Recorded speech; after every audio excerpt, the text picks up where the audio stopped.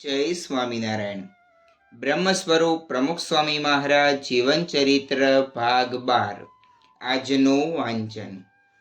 આપણે અહીં મોટપ લેવા નથી આવ્યા. તારીખ 16/2ની સવારે મુંબઈમાં બિરાજતા સ્વામીશ્રીના દર્શન વિજાણુ ઉપકરણોના માધ્યમથી સાકરીમાં યોજાયેલી સંત શિબિરમાં થતા ત્યાં બેઠેલા સંતો રાજી થઈ ગયા. તે વખતે તેઓએ સમૂહમાં હાંજી ભલા સાધુ કીર્તન લલકારતા તેના આધારે જ સ્વામીશ્રી જ્ઞાનામૃત પીરસવા લાગ્યા કે આજે શિબિરમાં આવેલા સૌ સંતોને જય સ્વામિનારાયણ. સાધુનું પહેલું લક્ષણ છે કે આપણે શરીરની ઉપાધિ તજવાની છે. શરીરની ઉપાધિ એટલે માન. હું મોટો છું, હું ભણેલો છું, બુદ્ધિશાળી છું એમ મનાય છે, એ તનની ઉપાધિ. આપણે મળ્યું કે ન મળ્યું, હું મોટો કે નાનો એ બધું ન હોય. હું તો દાસનો દાસ, સેવકનો સેવક.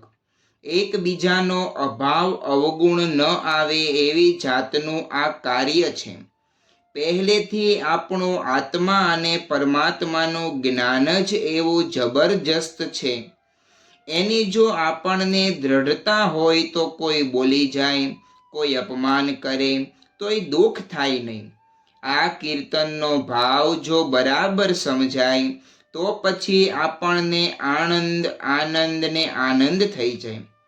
જોગી બાપાનો સિદ્ધાંત હતો કે સંપ સુરદ ભાવ ને એકતા. જો બધામાં સંપ હોય તો બહુ મોટું કામ થઈ જાય.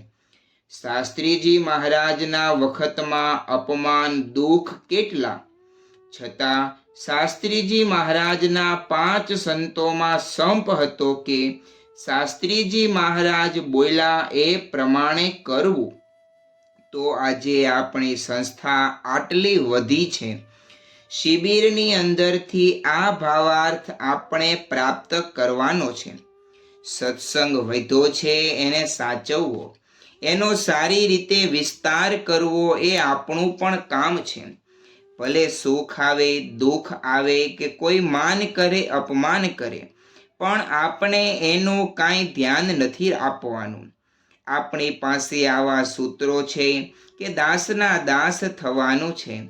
આપણે અહીં મોટપ લેવા નથી આવ્યા કે બડાઈ મારવા આવ્યા નથી. એવું નથી કે મને આ સેવા મળે. જે સેવા મળે એ દાસના દાસ થઈને કરવાની છે. આપણે ડિગ્રી કોઈ નથી. બ્રહ્મ એ આપણી મોટામાં મોટી ડિગ્રી છે. આવા શબ્દોને ધારવા, વિચારવા. હું કરું છું કે નથી કરતો, થાય છે કે નથી થતું, એનો વિચાર કરવાનો. ધાર્યું પણ વિચારતો ન હોય તો બધું ફોગટ થઈ જાય છે. કોઈ પણ વાત થાય છે એ મારા પર જ થાય છે એમ જ આપણે સમજી લેવાનું છે. ન સમજાય ત્યાં સુધી દુઃખ ને એ સમજાઈ જશે તો સુખ સુખના ઢગલા. આ વસ્તુની દ્રઢતા ખરેખરી થઈ હોય તો ભૂલો પણ ન થાય. કારણ કે આપણે દાસના દાસ થઈને કરીએ છીએ. પછી ભૂલ ક્યાં થવાની છે? પણ હું કંઈક છું એટલે બધા ગોટાળા થઈ જાય. આપણે સંત તો ચલતા ભલા, બેસી રહીએ તો કંઈ ન થાય. આપણે તો શાસ્ત્રીજી મહારાજની રીતે રીત, જોગી મહારાજની રીતે રીત, બીજી રીતે બાદ. એમણે જેવું સુખ દુઃખ સહન કરીને વાત કરી છે તો આપણે પણ સુખ દુઃખ આવે એ વેઠી લેવા.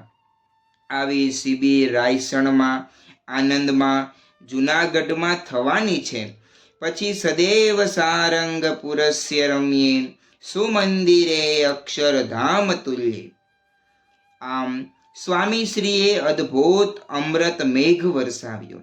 તેથી હરખાયેલા સંતોએ કરબદ્ધ થઈને આપનું સ્વાસ્થ્ય સારું રહે એના માટે પ્રાર્થના કરીએ છીએ. એમ કહ્યું ત્યારે સ્વામીશ્રીએ જણાવ્યું, તમે બધા શિબિર કરીને સત્સંગ કરાવો છો એટલે શરીર સારું જ છે. અત્યારે સારું તો છે, પણ અશક્તિ બહુ છે, પગનું દુઃખ છે, કેળનો દુખાવો રહે છે, પણ આપણા સંતો છે, હરિભક્તો છે, બધાની બહુ જ પ્રાર્થનાઓ છે, એને લઈને અત્યારે હું સારો છું અને મને આનંદ છે. જય સ્વામિનારાયણ. બાપા, આપની તબિયત સારી રહે એ માટે આપ કહો એ કરીએ. આ કહ્યું ને, જે વાત કરીએ બધું કરવાનું છે, બ્રહ્મરૂપ થવાનું છે બધાએ. બાકી તો શું? આપે આશીર્વાદ આપ્યા એના માટે આપનો ખાસ આભાર. તમે અમારી આ વાત સાંભળી એટલે તમારો આભાર માનું છું. ધીરજ રાખીને બેઠા એ પણ તમારો આભાર જ છે. આવી રીતે સારો સત્સંગ કરાવો છો એ પણ આભાર છે. સ્વામીશ્રીએ જણાવ્યું. તેઓનું આ સૌજન્ય એકે એક સંતને ભીતરથી ભીંજવી ગયું. 7-8 લીટી લખવામાં પણ થાક અનુભવાય એવી તબિયતમાં સ્વામીશ્રી આજે સતત 28 મિનિટ સુધી બોલ્યા. તેથી ગદગદિત એક સંતે કહ્યું, બાપા, આ ઉંમરે પણ આપે આવો ભીડો વેઠો એ બદલ આપનો આભાર. ભીડો કશો પડ્યો નથી, બધાએ પ્રેમથી સાંભળ્યું એ આનંદ છે. સ્વામીશ્રી બોલ્યા. તેઓના ઉદ્ગારમાં પીડાનો પ્રાસ કદી જોવા જ ન મળે. તેઓ સદાય સુખના જ સરવાળા માંડતા રહેતા. વિરોધ કરનારનું પણ ભલું થાય. તારીખ 25/2ની સવારે મુંબઈના પરા વિસ્તાર અંધેરી પૂર્વના મંદિરની નૂતન મૂર્તિઓમાં પ્રાણ પ્રતિષ્ઠિત કરી સ્વામીશ્રી ભોજન અંગીકાર કરવા બિરાજ્યા. આ સમયે તેઓ સમક્ષ એલેના મંદિરની ઊંચાઈ બાબતે સિટી કાઉન્સિલની કચેરીમાં થયેલી સુનાવણીની વિડીયો શરૂ થઈ. તેમાં મંદિરના તરફદારો અને વિરોધીઓ બંનેની દલીલો આવી. અંતે મંદિરની તરફેણમાં ચુકાદો આવ્યો તે વિગત પણ દર્શાવાઈ. તે જોઈ સ્વામીશ્રી બોલ્યા, વિરોધ કરનારનું પણ ભલું થાય. આપે એની પણ જય અને ન આપે એની પણ જય. તેઓ ગાળની સામે ગુલાલ, ધૂળની સામે ધન્યવાદ અને પથ્થરની સામે પુષ્પ વરસાવનારા હતા. તેઓની આવી ગુણ સંપદાથી આકર્ષાયેલા ભારતના ટોચના ધનકુબેર શ્રી મુકેશભાઈ અંબાણી તારીખ 28/2ની સાંજે આશીર્વાદ લેવા આવી પહોંચ્યા. 25 મિનિટ સુધી સ્વામીશ્રીનો સત્સંગ માણનારા આ લબ્ધ પ્રતિષ્ઠ મહાનુભાવે કરજત નજીક નિર્માણાધીન પોતાના વિશાળ શૈક્ષણિક સંકુલની વિગતે વાત કરી. ત્યારબાદ તેઓએ આસપાસ બેઠેલા સંતોને કહ્યું, તમે બધા પણ કંઈ સૂચન હોય તો આપજો. BAPS સંસ્થાનું પ્રમુખ સ્વામીનું કાર્ય તો મેં જોયું જ છે. હું તો ઘણા બધાને હજી પણ કહું છું કે તમે સંતો જે અદ્ભુત વિચારો લઈ આવો છો એ કલ્પનાતીત હોય છે. આંખો બંધ કરી અભિભૂત થયા હોય એમ મસ્તક હલાવતા આટલું કહી શ્રી અંબાણીએ સ્વામીશ્રીને પણ જણાવ્યું, આપના આશીર્વાદ અમારા સૌ માટે ઉત્તમ વાત છે. અમારું જે કંઈ છે એ આપનું જ છે એમ હું માનું છું. કંઈ ફરક સમજતો જ નથી. કંઈ પણ સેવા હોય તો હુકમ કરવાનો. આપનું કામ અદ્ભુત છે. તેઓની આ લાગણીના પ્રતિભાવમાં સ્વામીશ્રીએ શુભાશીષ પાઠવ્યા કે આપના બાપુજી એડન હતા ત્યારે જોગી બાપાના આશીર્વાદ લીધા હતા. આજે અહીં તમે ભગવાનના દરબારમાં આવ્યા છો ને વાત કરી છે તો બધું જ સારું થશે. યોગી બાપાના અને ભગવાનના પૂરેપૂરા આશીર્વાદ છે. સફળતાની આ શુભેચ્છા આપી સ્વામીશ્રીએ શ્રી મુકેશભાઈ અંબાણીના કાંડે નાડાછડી બાંધી તેઓને માળાની ભેટ ધરી. તેથી કૃતકૃત્ય થયેલા આ જગવિખ્યાત ઉદ્યોગપતિ અહોભાવ અનુભવતા વિદાય થયા. થયો પૂર્ણ કામ તમામ. છેલ્લા 233 દિવસથી રોજ ઉગતી સવાર મુંબઈવાસી ભક્તો માટે સુખનો સૂરજ લઈને આવતી હતી, પણ તારીખ 29/2ના પ્રભાત સૂર્યને વિષાદના વાદળોએ ઢાંકી દીધો. હા, મુંબઈમાં સ્વામીશ્રીના રોકાણના આજના 234મા દિવસે આવી પહોંચેલી તેઓની વિદાયની ક્ષણને પોંખવા કોઈ રાજી નહોતું.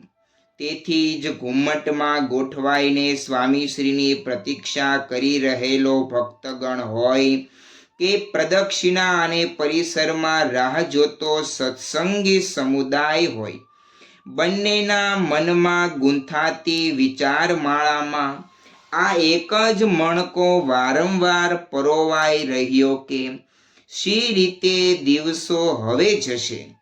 તે જ કારણે દશે દિશે દિલગીરી પ્રસરી ગઈ. ગયા વર્ષની દેવસયની એકાદશીએ અત્રે પધારેલા સ્વામીશ્રીના સાનિધ્યથી અહીં કેટલાય જાગ્રત થઈ ગયેલા. અત્રે આવી સ્વામીશ્રીએ ગ્રહણ કરેલી વિશ્રામ લીલાએ કેટલાયને જીવનની રાહે દોડતા કરી મૂકેલા. આરામના આ અવસરમાં પણ તેઓ અહીં પ્રતિષ્ઠાઓની પરંપરા અને શિલાન્યાસની શૃંખલાઓ રચી રહેલા. આ મંદિરના ઘુમ્મટને સ્વામીશ્રીએ ઉત્સવોનું પ્રાંગણ બનાવી દીધેલું. તેથી સૌને હોશ હતી કે તેઓ આ ઘુમ્મટ તળે જ રંગની રેલમ છેલમ પણ કરે. પરંતુ સ્વામીશ્રીએ આજે આવેલી ફાગણ સુદ સાતમના રોજ પ્રસ્થાનની તૈયારી કરી દેતા મુંબઈના સત્સંગ માટે ફાગણ શ્રાવણમાં ફેરવાઈ ગયો. પ્રત્યેકની આંખો નીતરવા માંડી. છતાં એ અશ્રુધારાની સમાંતર રંગધારા વહેવડાવી દેવાનો મનસૂબો સેવતા સ્થાનિક ભક્તોએ આજે પ્રતીક પુષ્પ દોલોત્સવનું આયોજન તો ગોઠવી જ દીધું. તે અંતર્ગત જ્યારે સ્વામીશ્રી મંદિરમાં દર્શને પધાર્યા ત્યારે તેઓએ પ્રસાદીભૂત કરેલા ફૂલોની વર્ષા ભક્તોના શિરે કરવામાં આવી. તો સ્વામીશ્રીએ પણ મધ્યખંડના ઉદુંબર પર પધરાવેલા જબરેશ્વર મહારાજ અને હરિકૃષ્ણ મહારાજને પિચકારીની ધારે રંગી સૌને તરબોળ કરી મૂક્યા. આ રંગોત્સવ રમી સારંગપુર ભણી વિદાય લેવા સજ્જ થયેલા તેઓ એક જ જાણતા હતા કે મુંબઈથી તેઓની આ ચીર વિદાય છે. સન 1942માં શાસ્ત્રીજી મહારાજની સાથે સ્વામીશ્રી પ્રથમવાર અહીં પધાર્યા ત્યારથી માંડી અત્યાર સુધીના 7 દાયકામાં તેઓએ આ મહાનગરને અનેક વાર પાવન કરેલું. પરંતુ હવે અહીં નથી અન્ય કામ, થયો પૂરણ કામ તમામની રીતે સ્વામીશ્રીએ તારીખ 29/2ની સવારે 10 વાગ્યે હેલિકોપ્ટર દ્વારા ઉડાન ભરી. ત્યારે મુંબઈના સ્વર્ણિમ સત્સંગ ઇતિહાસના પૃષ્ઠો પર પ્રમુખ યુગની છેલ્લી લીટીઓ લખાઈ. શ્રી સ્વામી સારંગપુરે પધાર્યા. મુંબઈના પાર્લામાં આવેલા ફ્લાઇંગ ક્લબના એરપોર્ટ પરથી ગગનગામી બનેલા સ્વામીશ્રીએ સારંગપુરની ભૂમિ પર ઉતરાણ કરતા પૂર્વે ગઢડાના શાસ્ત્રીજી મહારાજ દ્વારા નિર્મિત મંદિર પર દ્રષ્ટિ કરી. તે સમયે તેઓની આંખોમાંથી વરસતો પ્રસન્નતાનો પ્રવાહ ઝીલી સંગે મરમરનું આ મંદિર વધુ શુભ્ર અને ઉજ્જવળ ભાસી રહ્યું. જે મંદિરને પૃથ્વીના પેટાળમાંથી પ્રગટતું ન કેવળ સ્વામીશ્રીએ જોયેલું, પરંતુ જેના કાંતિમાન કળશ, ગિરિશૃંગશા શિખર, ભવ્ય પ્રવેશ દ્વાર, વિશાળ પરિસર વગેરેના કણ કણમાં તેઓનો પરિશ્રમ પુરાયો છે, એવા આ મંદિર પર આજે સ્વામીશ્રીએ છેલ્લે અમી નજર ઢોળી. તેની સાથે તેઓએ શ્રીજી નિર્મિત ગોપીનાથ દેવના મંદિર તથા લક્ષ્મીવાડીના પણ દર્શન કર્યા. આ રીતે ગઢડામાં વાયુ વિચરણ કર્યા બાદ સ્વામી શ્રીનું હવાઈયાન સારંગપુરમાં ઉતર્યું ત્યારે અહીં આનંદની આબોહવા પ્રસરી રહી. તેની વચ્ચે સ્વામી શ્રીએ તારીખ 6/3ની સવારે બોડેલી ક્ષેત્રના દામાપુરા ગામની મૂર્તિઓમાં દૈવત પૂરતા વાતાવરણમાં મૂર્તિ પ્રતિષ્ઠાની મંગળતા ભળી. શ્રી સ્વામિનારાયણ ભગવાનની જય. આગળનું વાંચન આવતીકાલે કરીશું. ત્યાં સુધી સર્વે હરિભક્તોને જય સ્વામિનારાયણ.